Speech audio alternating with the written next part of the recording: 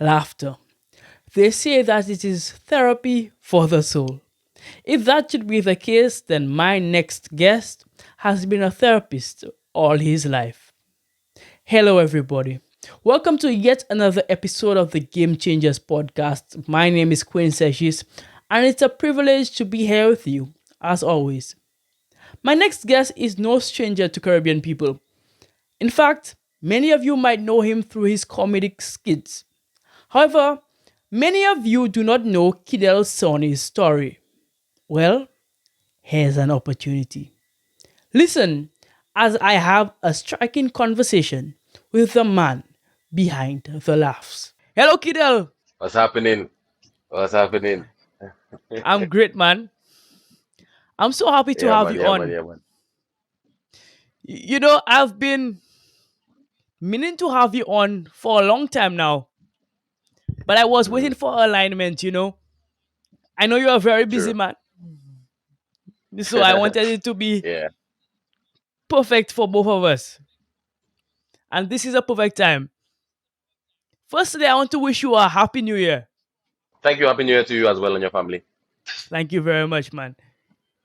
Now, the reason why I wanted you on in particular is because many people around the Caribbean know you as an entertainer, but many people don't Hmm. know your story. I have some of the No. background from your story because I know you since we were in primary school together, but Yeah. I still want to A know long time some ago. details. I want to know some All right. more. All right. So I guess that's a perfect way Um, to start. Tell the people who don't know you a little bit about yourself. okay. So my name is Kiedel Sonny. I am an entertainer. All right. Some of the things that I could do. I'm a cinematographer, a director. I'm a musician. I play the keyboard, piano, saxophone. I am a comedian, an actor, radio personality, television host, master of ceremonies, and more. You understand? But I have been into entertainment from as far as I can remember. I started playing keyboard or piano when I was 3 years old, as a matter of fact.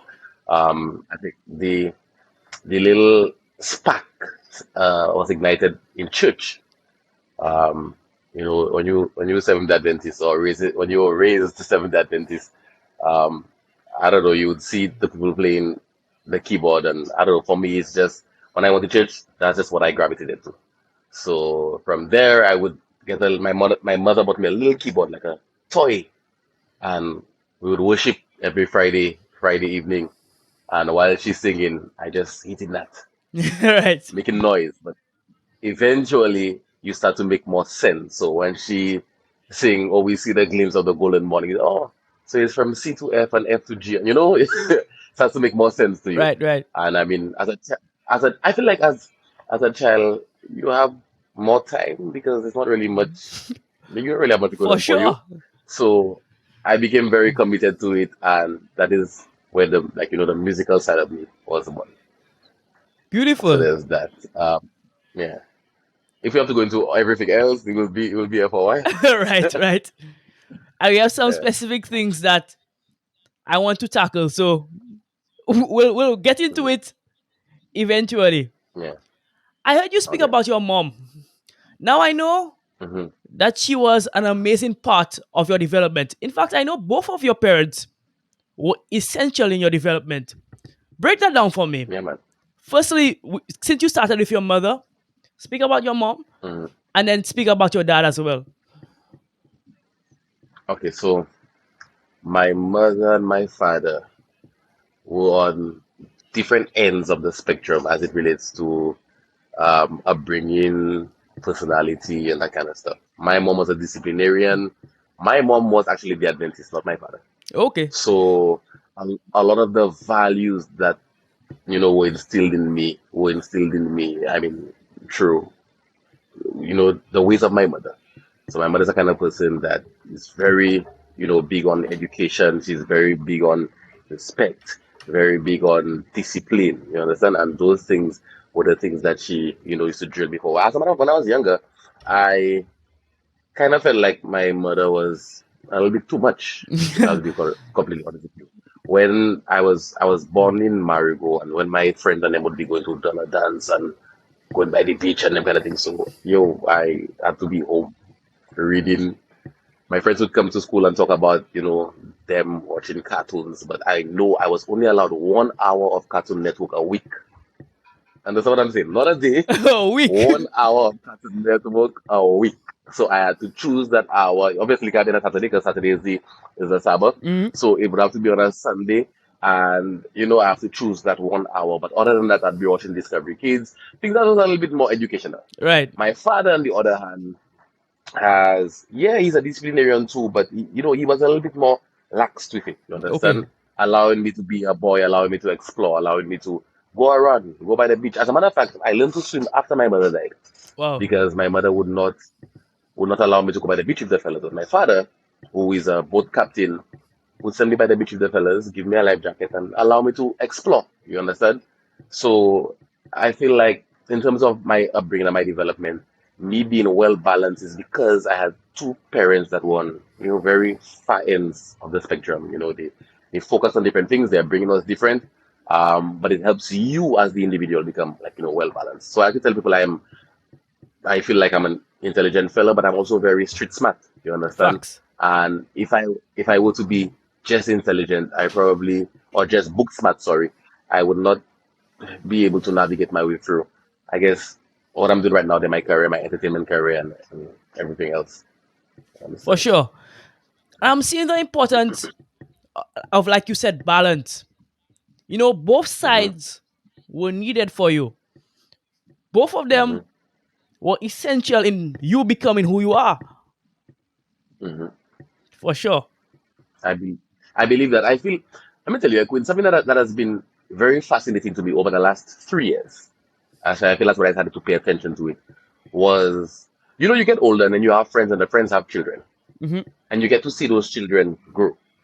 And I've always been very fascinated with, the idea of children coming from two parents but developing their own personality. For sure. So you could see little traits of the daddy in you. Look at that, you behave like your father. Little traits of mommy in you. But then there's something that you do in that both daddy and mommy wondering, where did you get that from? Because you didn't get that Right. from me. You understand? And I feel like that's the balance. That's what pays it forward. And that child will grow up, become an adult, meet a partner, and the same thing will happen. So they'll pass on some of the traits that they got from daddy and from mommy, some of the traits from themselves, but the offspring will have, their own personality. And I feel like that's what creates the balance. If you lean into heavily to you trying to duplicate, trying to be exact replica of your mom, exact replica of your father and your mother exist already. That's not what the earth needs. Earth Right. needs, you know, Earth needs you, basically, your individuality. So I'm very big on balance. I'm big on, like, having that clear direction in okay, how is it that you're going to raise your child? You want to do this, you want to do that, you want the child to do this, but you also want the child to have their own personality, and you want that child to, bring out the individuality. That's what you need in the world. For sure. So with Absolutely. people like my mom, I feel like my mom was very disciplinarian. Like, she likes very.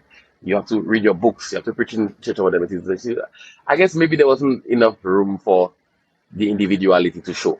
You Hmm. understand? But I guess, like with life, I guess when she passed away, then my father had to impart some of his knowledge, and then after that, it's really up to me. That's the balance. Yeah. Balance That's the again. balance. Yeah, man. Beautiful. Yeah. I really now understand a lot more, why you are who you are. And it makes a lot of sense. Okay. So moving on, where many people got to know of Kiedel Sonny is through something that was branded Radio Out and Bad. Where Oh did that yeah, come from? comedy. How did you get that concept?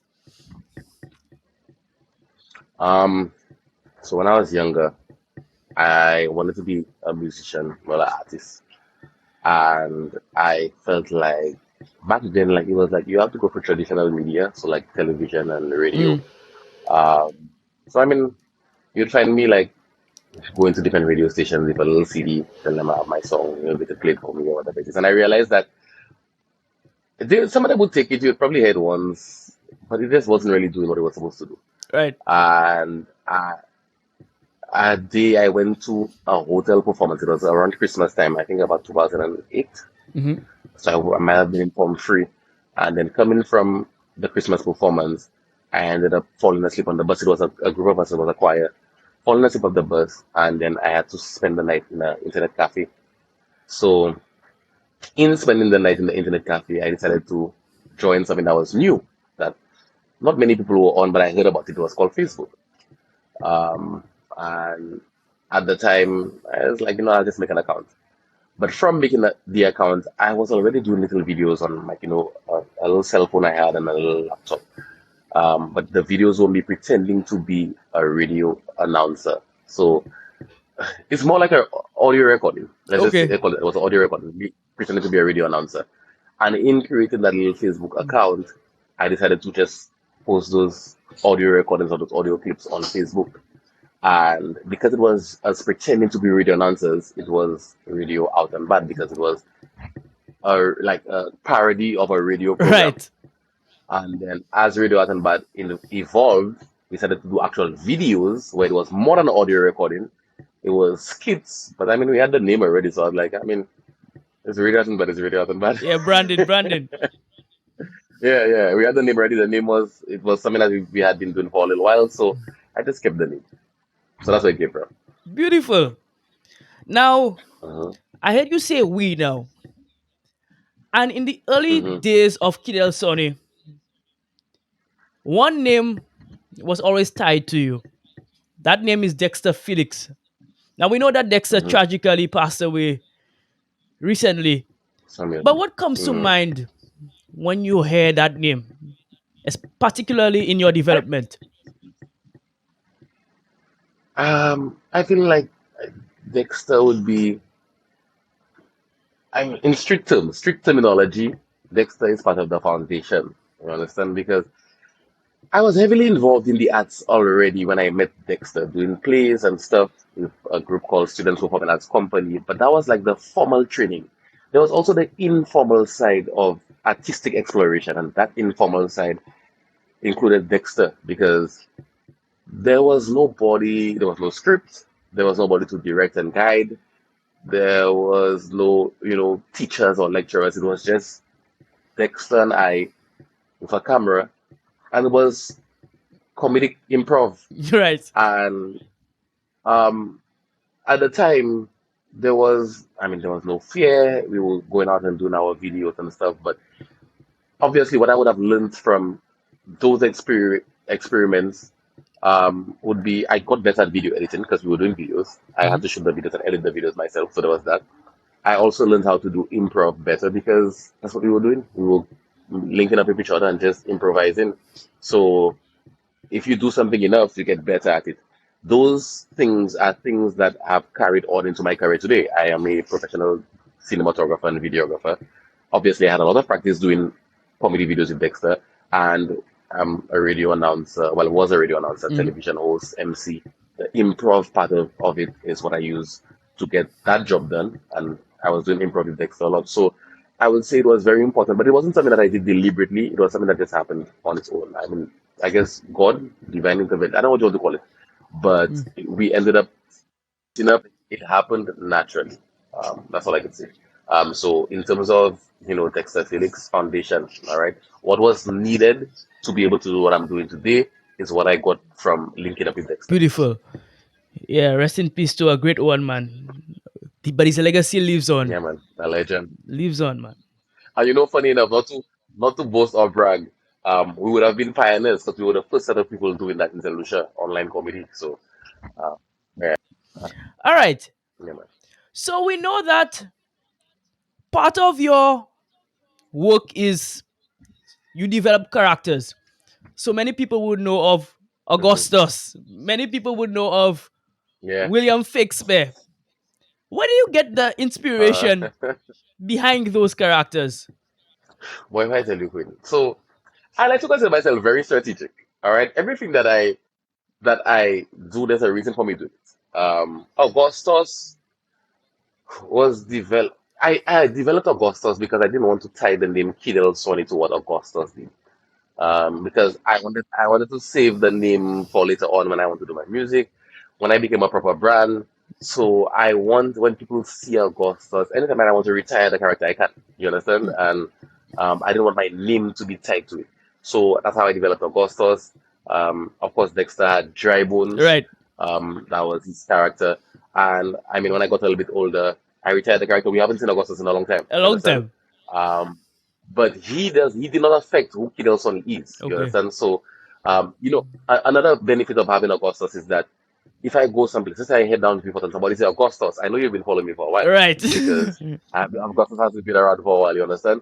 So there's that. William Shakespeare would have been I developed as I got a little bit older. I was doing videos on Facebook for quite some time, and then Instagram started to become popular. And I didn't really have an Instagram presence. You understand? So what I did was I wanted to find an easy way to grow my Instagram following without having to put all the effort that Radio Bad used to take. So Radio Bad was produce the videos. You have to go, you have to shoot, you have to edit. If I do a parody, I have to record the parody, mix and master the parody, Mhm. set up the lights. That's a lot of work. William Shakespeare allowed me to do a vlogging style. So developed William Shakespeare when I did Kuduro poetry, which was called Denry segment poetry, Right. where I could just take my phone and just recite a poem. That takes no time. No time. Probably take two takes of that and I could post that. So it allowed me to build my Instagram presence a lot faster than it allowed me to build my Facebook presence. And at the time, I was older, I was a lot more busy. I didn't have the time to go on. I can't just go and just do improv every day. I'm older now. You understand? So that's where William Shakespeare came from. Beautiful. So I see that you didn't just sit down there and say, okay, we just put in this character. You created a No. character for a purpose. Would you say each Yeah. of these characters serve their purpose? Yes. Um, Augustus. Augustus was, I guess, what made me known, like you said, in Right. terms of radio art and bad. And I also didn't want to be boy, so many layers. I did not want the name Kiedel Sonny to be attached to just comedy. I wanted to Right. be attached to entertainment. So Augustus was just attached to comedy. So he did what he had to do.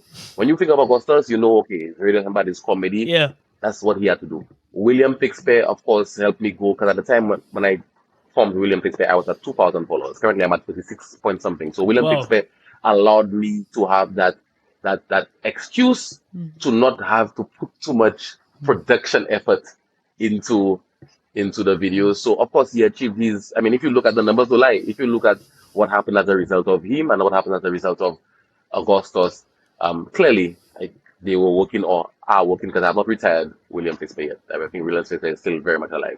Also, William Shakespeare even evolved because me being a musician, I used to want to find ways to infuse my music in the comedy. And of course, William Shakespeare had the William Shakespeare Choir. Right. And it allowed me to let people know that, yo, hey, I can produce music, I can do harmonies, because every voice that you hear in the William Shakespeare Choir is my voice, even the very high pitched one.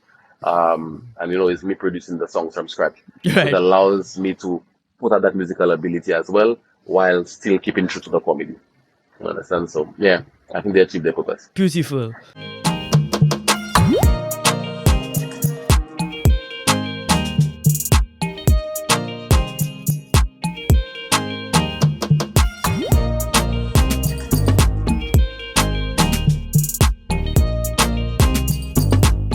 This ad slot could be yours. In a world filled with stories, make yours resonate. Introducing Prime ad slots on our podcast, the gateway to a captive audience eager to hear your message. Secure your exclusive ad slot now. Contact via our Instagram page to find out more.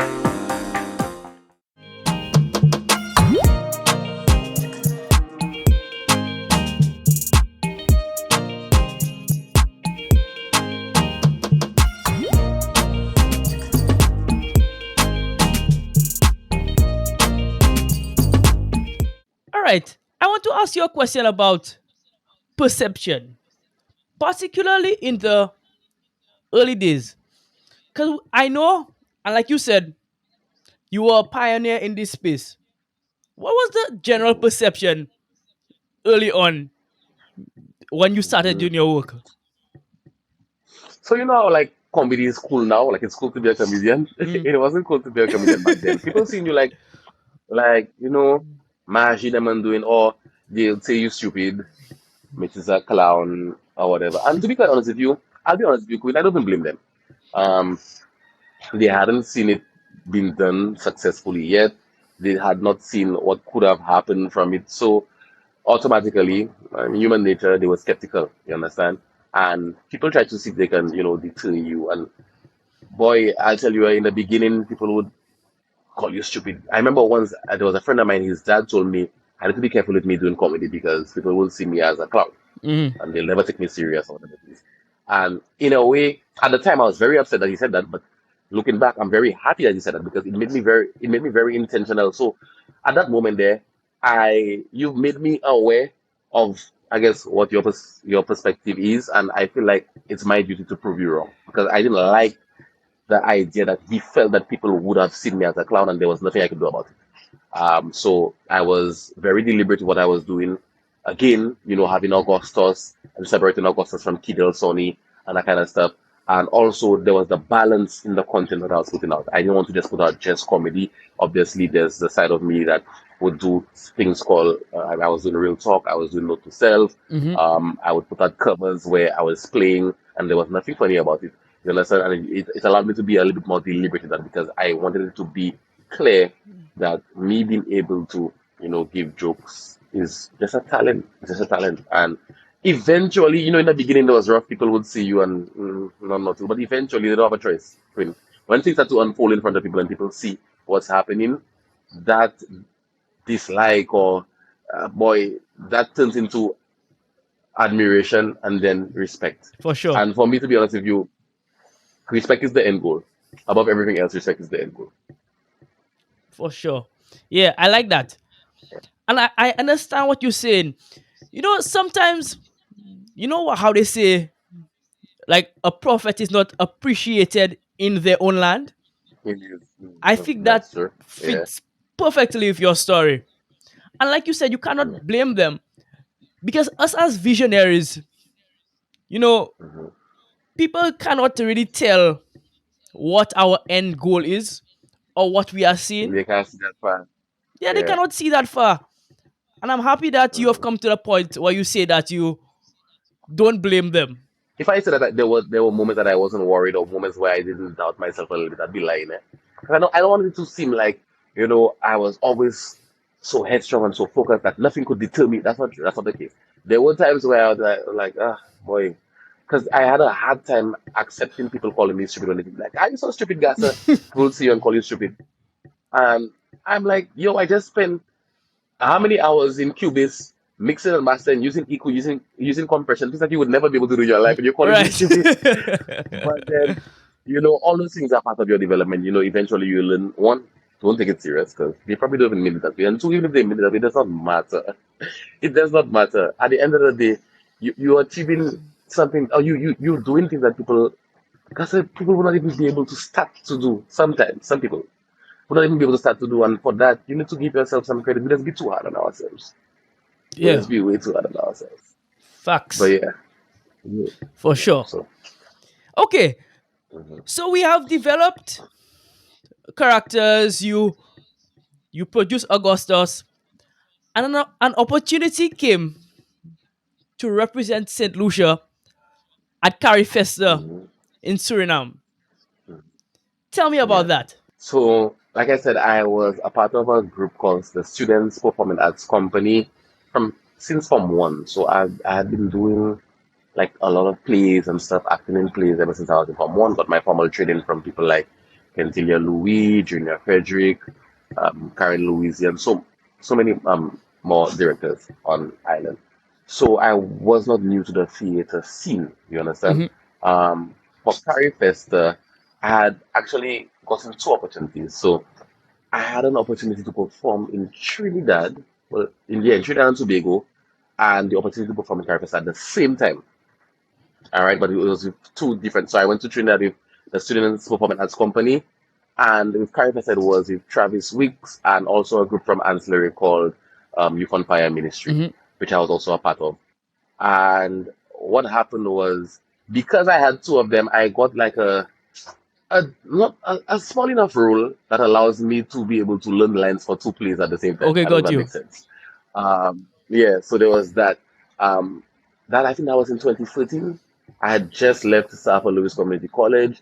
Um, went to Trinidad, did the play, came back to St. Lucia, and in 3 days traveled to Suriname to do Carry Fest. It was my first Wow. time doing Carry Fest, and I mean, when you raise when you grow up in the theater scene, people talk about Carry Fest a lot, and it's something that you should experience at least once in your life. So heading to Suriname to do Carry Fest was something that was, I guess, again, instrumental in shaping the career because that experience, you go there, you travel overseas. Another thing too, it was one of the first times I went to do a play, and nobody knew who I was. It wasn't like it was about there was no performance bias. Mm-hmm. You come there and it's either you do a good job or you do a good job. Facts. So there's nobody coming there and saying, I know Kiedel, so whether you do a good job or a bad job, I'm going to, give him a round of applause. It was, you having to really prove yourself. And I felt like it was a great experience. Travis Wicks was the director of that play. We went up there just, seeing people from different Caribbean islands, showcasing their talents. And then, you have that opportunity to showcase your talent in front of, people from different Caribbean islands. Was for me, an eye-opening experience. And I don't know, it's something that I will forever cherish. For sure. Yeah, it was great. For sure. Very much. I can understand how that would have been an amazing experience for you. And I'm sure Mhm. that you received a lot of value from it. Yeah, man. For Yeah, sure. man. We also ended up doing some improv up there as well, and that's again back to why I tell you the first part of foundation because I remember there was a night called was it Caribbean night or culture night or something so where you have to put on a random piece. Your country has to put on a random piece, not Okay. the play that you actually came up there to do, and then we were able to do something on the spot in the spur of the moment. And I remember, taking the mic. I don't remember what was good for my head at the time, but I remember taking the mic and freestyling and and the people were feeling the vibe. And it was me thinking fast whilst we were up there. Just we on stage already, and I was like, you know what, guys, we didn't have too much time to prepare, but we're going to make sure that when we go out there, we put our best foot forward, and yeah. So that's part of the improv being very very helpful, very beneficial For in sure. a moment like Again, big up Dexter. that. All right, Kidel. So we're moving to Mhm, my personal favorite segment of a Game Changers podcast. It's called the Quick Hitters. mhm. These are rapid fire Okay. questions. Answer them as Mhm. quickly as possible. We typically say Okay. 30 seconds or less, right? Okay. The first thing that comes Mhm. to your mind, just fire away. All right? All right. Okay. All right. First rapid fire question. What is the worst piece of advice you've ever received? The worst piece of advice I've ever received would be careful doing comedy because people will see you as a clown. That makes sense. Yeah. Flip side. Yeah. What is the best piece of advice you've ever received? Best piece of advice I've ever received was once I was in a video in Castries with Dexter, and some girls were saying, "Just you're studying them stupid fellas," and Dexter tell me, "Why you worried about them people? We didn't come here for that. We know what we're here for." So Dexter telling me we didn't come here for people. We know what we're here for is the best piece of advice I've ever received. So it allowed me to drown out the noise, drown out the naysayers. Beautiful. Finally, final quick hitter question. Mhm. And you have to help me with this question. Who would you like to Okay. see on Game Changers? I know you know a lot of people, so. Um, there's a guy named Akim Albertini. He owns a company called the Mobile Tech. Okay.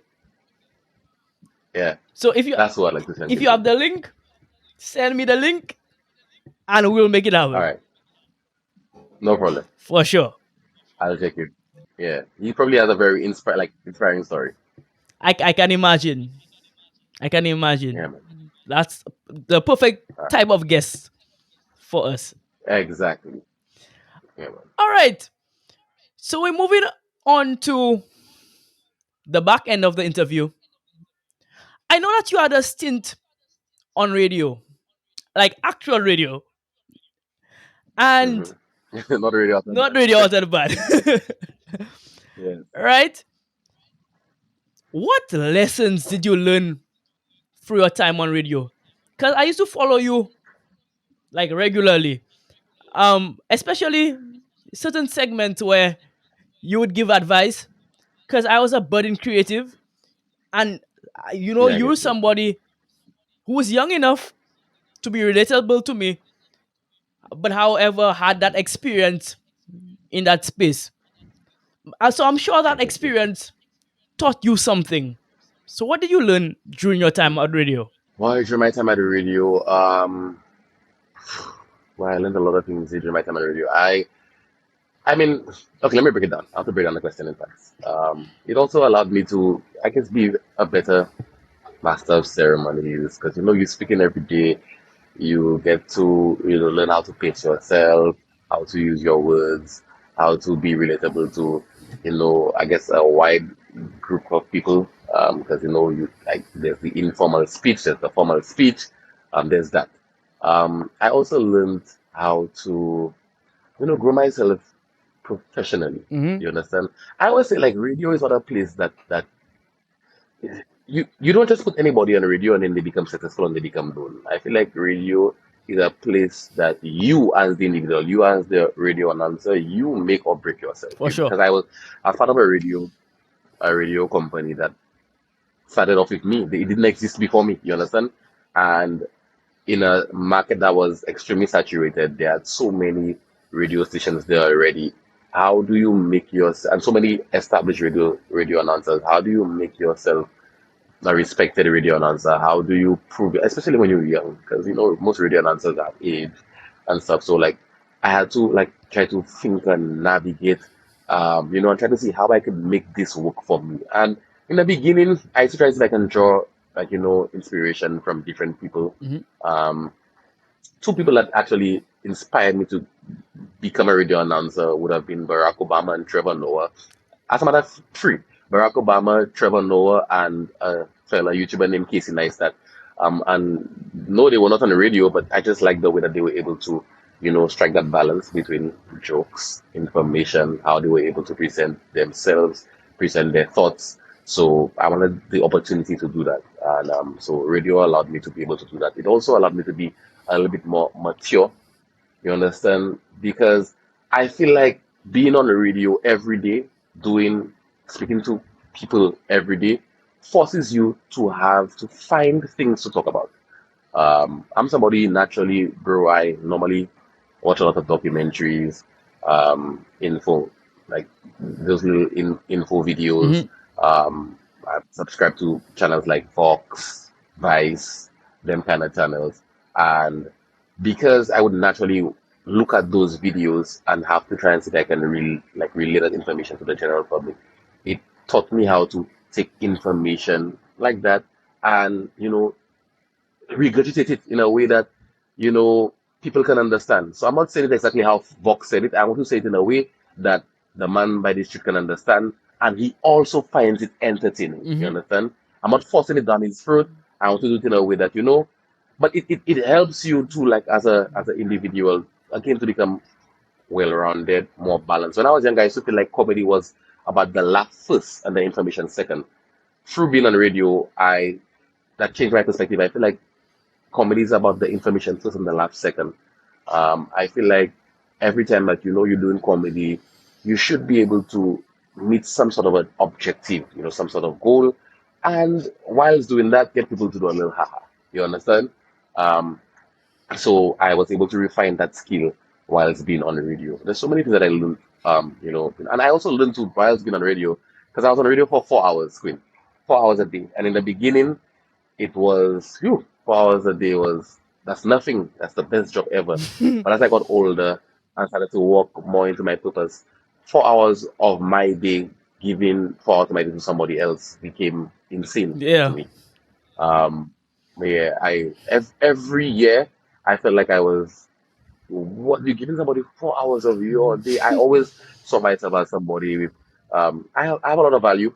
There's a lot of things that I can do, and I feel like every hour of my time that I can take back, I want it back. So that's another thing that really taught me. It taught me to value my time, and it also taught me to be able to use my time, talents, and gifts for me. For sure. For sure. That's a mouthful there. I probably tell you so many No, things no, that you no, no, probably no. wondered, yo. We like mouthfuls here, man. Yeah.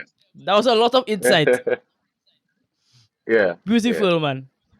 Yeah, I really like that, that experience was multifaceted for you. And I like that it Mm-hmm.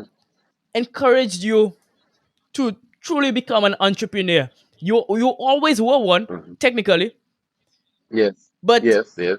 it truly showed you of your value, and it truly showed you Mm-hmm.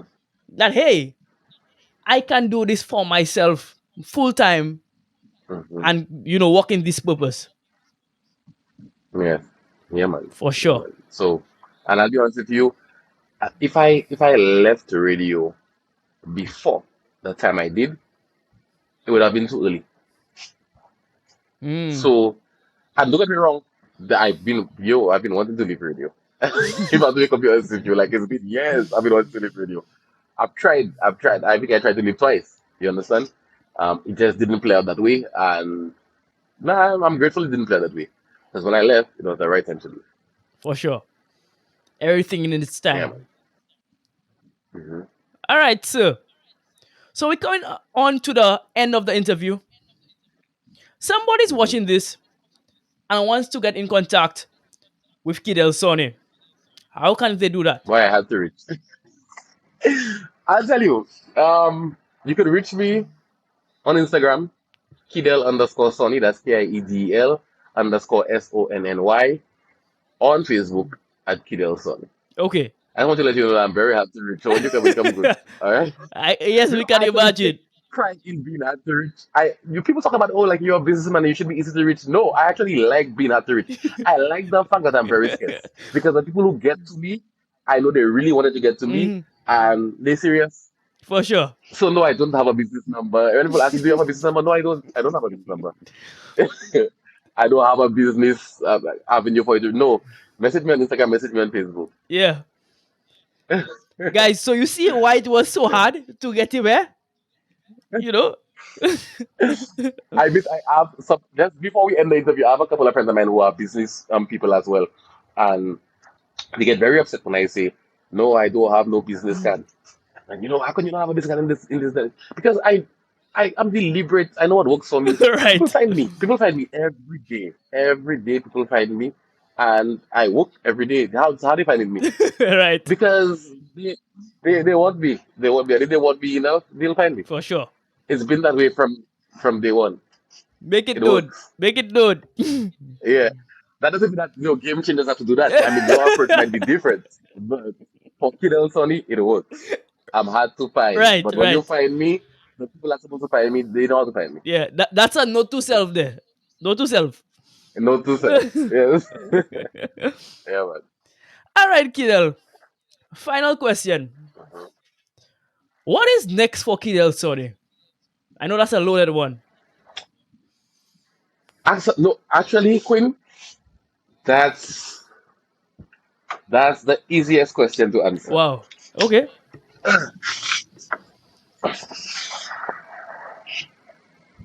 That is what is next for Kiedel Sonny. That Okay. instrument in my hand right there. That there.